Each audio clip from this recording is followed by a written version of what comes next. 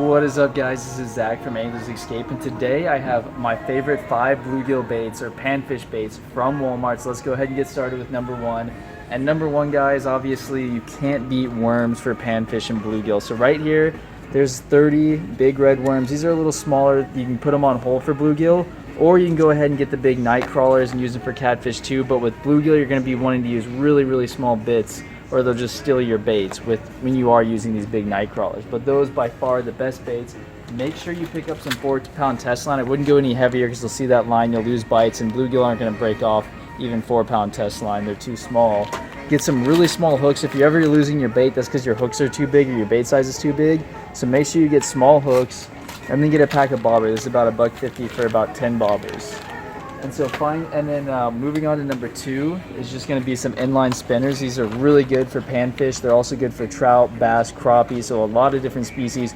Walmart usually carries Bluefox and South Bend. They both work great. Bluefox is a little cheaper. It's about 5 inline spinners for about $6, or it's about $10 for 6 spinners for South Bend, but they both work excellent for bluegill.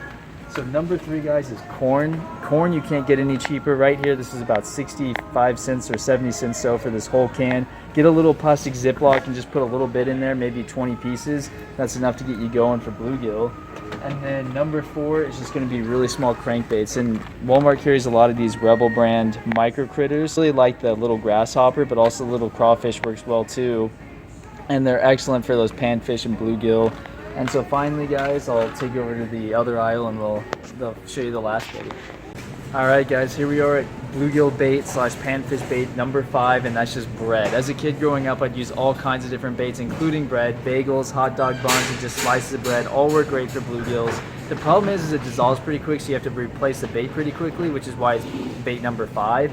But just get as cheap a piece of bread as you can, and it works great. Just grab a couple slices for bluegill. Again, just like the worm setup, use a bobber, a couple feet under that, a little bit of weight, maybe a piece of split shot, and then a really small hook. If you're using too big of a piece of bait or too big of a hook, again, you'll be getting your bait stolen. So I hope you learned something here today. You'll try one of these baits, and as always, good luck fishing.